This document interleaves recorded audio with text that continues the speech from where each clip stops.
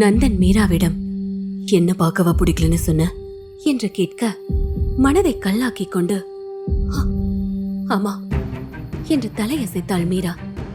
முதல் முறையாக தன் இதயத்தின் மேல் பாறாங்கல்லின் இடையை உணர்ந்தான் நந்தன். உடனே அவள் அருகில் வந்தவன் அவள் தாடையை பற்றி நிமிர்த்தி, என் கண்ணை பார்த்து சொல்ல, என்ன பார்க்க உனக்கு பிடிக்கலையா என்று கேட்க கொஞ்ச நேரம் அவன் கண்களை பார்த்த மீரா அதற்கு மேல் அதை சந்திக்கும் திராணி இல்லாதவளாக அவனிடமிருந்து விலகி திரும்பி நின்று கொண்டு, ஆமா, எதுக்கு இப்போ இந்த நேரத்துல என்ன கூப்பிட்டு நிக்க வச்சு கேள்வி கேட்டுட்டு இருக்க?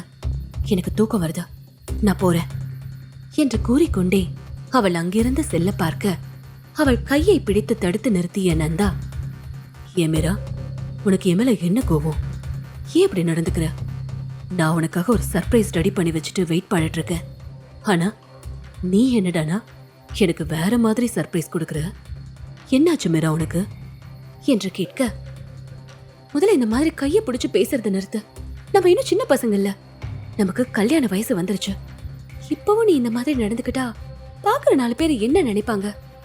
இனிமே என்கிட்ட பேசும்போது டிஸ்டன்ஸ் மெயின்டைன் பண்ணி பேசு, இல்ல பேசாமலே இருந்தா கூட நல்லதுதான் என்று அவள் வெறுப்பாக கூற மிகுந்த கோபம் கொண்ட நந்தா அவள் கையை பிடித்து இழுத்து அவளை தன் அருகில் நிறுத்தி, என்ன சொன்ன?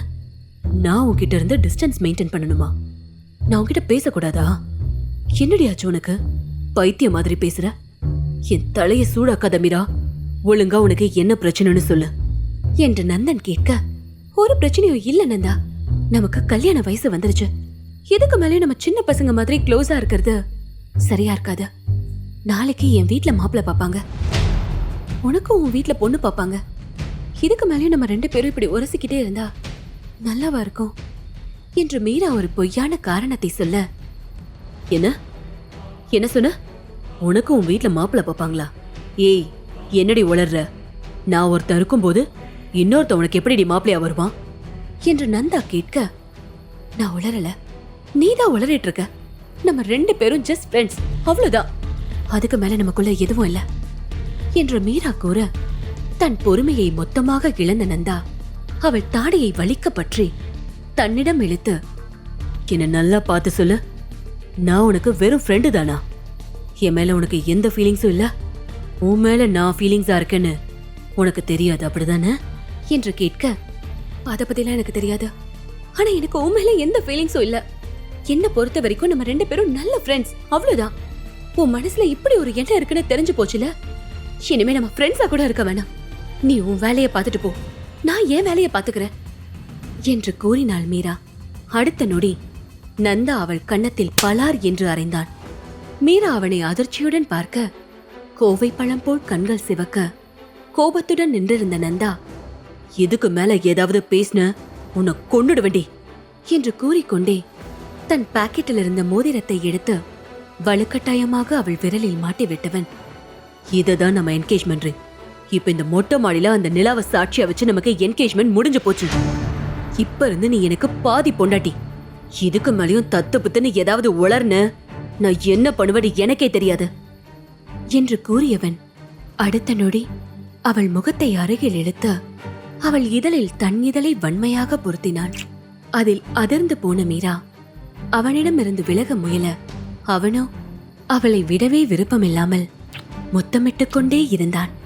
வெகுநேரம் கழித்து அவளை விடுவித்தவன், பிளீஸ் மீரா, நீ ஏதோ அப்செட்ல இருக்குன்னு தெரியுது, அதுக்காக இப்படியெல்லாம் பேசாத. அப்புறம் நான் உன்கிட்ட இப்படி நடந்துக்கிட்டதுக்கு சாரி.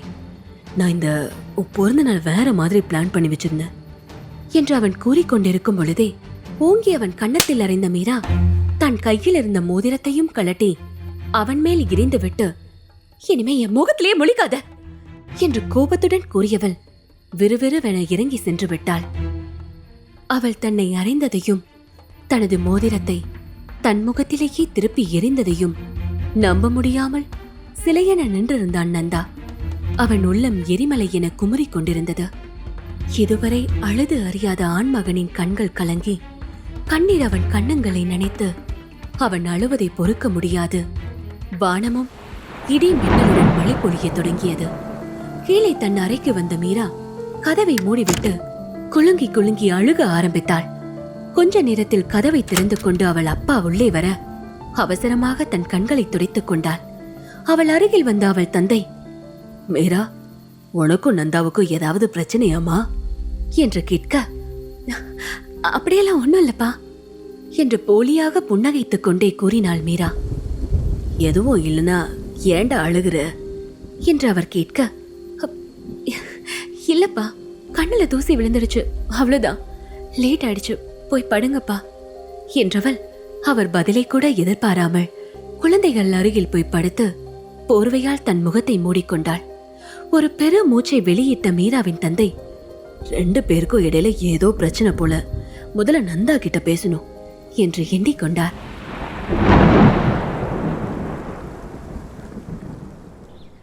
மறுநாள் உம்மென்று முகத்தை வைத்துக்கொண்டு அலுவலகம் கிளம்பிக் கொண்டிருந்த தன் மகனை பார்த்து, ஏன்பா நந்தா, மீரா கிட்ட நேத்து என்னப்பா சொன்ன? ப்ரொபோஸ் பண்ணிட்டியா? என்ன சொன்னா? கல்யாணத்தை எப்பப்பா வச்சுக்கலாம் என்று கேட்டார் அவன் தாய் கல்பனா. உடனே தன் அன்னையை முறைத்த நந்தா, ஆமா, கல்யாணம், இப்ப அது ஒண்ணுதான் கேடு என்று எரிந்து விழுந்தான். அதை கேட்ட கல்பனா அவன் தோளில் லேசாக ஒரு அடி வைத்து, ஏண்டா இப்படி அபசகுணமா பேசுற?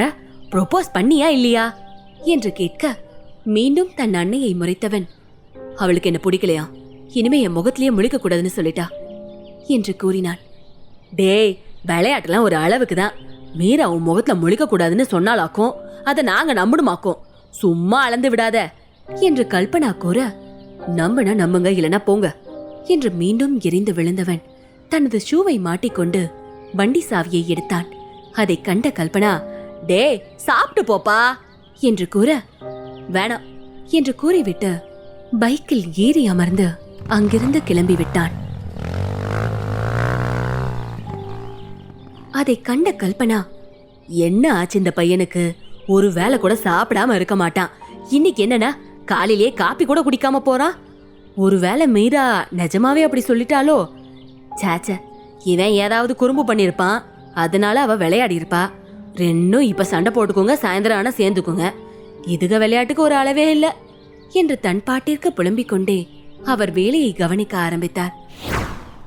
அலுவலகத்திற்கு தயாராகி வந்த மீரா வேலைக்கார பெண்ணிடம் குழந்தைக்கு என்ன கொடுக்க வேண்டும் என்று கூறிவிட்டு, பாப்பாக்கு உடம்பு முடியலக்கா, கொஞ்சம் நல்லா பாத்துக்கோங்க, அப்பா தீபக ஸ்கூல்ல விட போயிருக்காரு, இப்ப வந்துருவாரு என்று கூறிவிட்டு வெளியில் வந்தாள். வெளியில் வந்தவள் வழக்கம் போல் நந்தாவின் வீட்டை பார்க்க அங்கே அவன் பைக் இல்லை. எப்பொழுதும் காலையில் இருவரும் சேர்ந்துதான் வீட்டை விட்டு கிளம்புவார்கள். ஆனால் இன்று அவன் பைக் இல்லாததை கண்டவள் அவன் தன்மேல் கோபமாக இருக்கிறான் என்பதை புரிந்து கொண்டாள். அதை நினைக்க ஒரு பக்கம் அவளுக்கு மகிழ்ச்சியாகவும் மற்றொரு புறம் மிகுந்த வேதனையாகவும் இருந்தது. தன் வேதனையை உள்ளுக்குள் அடக்கியவள், வேண்டாம் மீரா, அவன் லைஃப் நல்லா இருக்கணும் தானே இப்படி பண்ற, இதுல எந்த தப்பும் இல்ல என்று தனக்குத்தானே கூறிக்கொண்டு அலுவலகம் கிளம்பினாள் மீரா. இருந்தாலும் அவனின் அந்த குட் மார்னிங் டாலு என்ற வார்த்தையை கேட்காமல் அவளுக்கு அந்த நாள் விடிந்தது போலவே இல்லை. வழக்கத்தை விட அலுவலகத்திற்கு அன்று வேகமாக வந்த தன் நண்பனை கண்ட சிவா அவனை ஏதோ அதிசய பிறவியைப் போல் பார்த்தான். ஆனால் நந்தா அவனை கண்டு கொள்ளாமல், எத்தனை மணிக்கு மீட்டிங்? ப்ராஜெக்ட் எந்த அளவுக்கு முடிஞ்சிருக்கு? நேத்து விக்கி லீவ் போட்டிருந்தானே, இன்னைக்கு வந்துட்டானா என்று கேள்விகளை அடுக்க ஆரம்பித்தான். அதை கேட்ட சிவா இன்னும் ஆவென வாயை பிளந்து கொண்டு, டேய் நந்தா, இது நீதானா இல்ல உன் உருவத்துல வேற யாருமா என்ற அதிசயம் போல் கேட்க அவனை எரிச்சலுடன் பார்த்த நந்தா, ஏன் இப்படி கேக்குற என்று எரிந்து விழுந்தான். உடனே, இல்ல எப்பவும் லேட்டா வருவ, இன்னைக்கு சீக்கிரமா வந்திருக்க, லேட்டா வந்தாலும் வேலைய பத்தி எல்லாம் பெருசா கண்டுக்கவே மாட்ட, நானாதான் உனக்கு ஸ்டேட்மெண்டே கொடுக்கணும், இன்னைக்கு என்னடானா சின்சியரா கேள்வி எல்லாம் கேக்குறியா, அதுதான் இது நீயான்னு எனக்கு ஒரு டவுட் வந்துருச்சு என்று சிவா கூற, மூடிட்டு வேலைய பாருடா, வந்துட்டான் ஆராய்ச்சி பண்ண என்று அவனை திட்டிய நந்தா தன் முன்னிருந்த கம்ப்யூட்டரை தட்டோ தட்டென்று தட்ட ஆரம்பித்தான். அதன்பின் அன்று முழுவதும் தன் டீம் மெம்பர்ஸை வேலை வாங்கி சக்கையாக பிழிந்து கொண்டிருந்தான் நந்தா. அதை கண்ட சிவா, ஐயோ முடியலையே, நிஜமா இவன் உடம்புக்குள்ள பேய்தான் பூந்திருக்கு போல என்று புலம்ப ஆரம்பித்தான். காஃபி கோப்பையை மீராவின் முன்னால் வைத்த பிரியா, அப்புறம் மேடம் சொல்லுங்க, நேத்து நந்தா சார் உங்களுக்கு ப்ரொபோஸ் பண்ணிட்டாரா? எப்போ மேரேஜ் டேட் பிக்ஸ் பண்ணிருக்கீங்க? உடனே கல்யாணம் பண்ணிக்க போறீங்களா இல்ல லவ்வர்ஸா கொஞ்ச நாள் ஊரெல்லாம் சுத்திட்டு அப்புறம் கல்யாணம் பண்ணிக்க போறீங்களா என்று மீராவிடம் கேட்டாள் பிரியா. உடனே வலி நிறைந்த கண்களுடன் பிரியாவை திரும்பி பார்த்த மீரா, இனிமே அவனை என் முகத்துல முழிக்காதுன்னு சொல்லிட்டேன் என்று கூறினாள். அதை கேட்ட பிரியா, வாட் என்றாள் அதிர்ச்சியுடன். தன் காதலை தன்னவனிடம் தெரிவிக்காமல் ஏன் மறைக்கிறாள் மீரா? இவர்களின் கண்ணாமூச்சி ஆட்டம் எப்பொழுது முடிவுக்கு வரும்? தெரிந்து கொள்ள இணைந்திருங்கள்.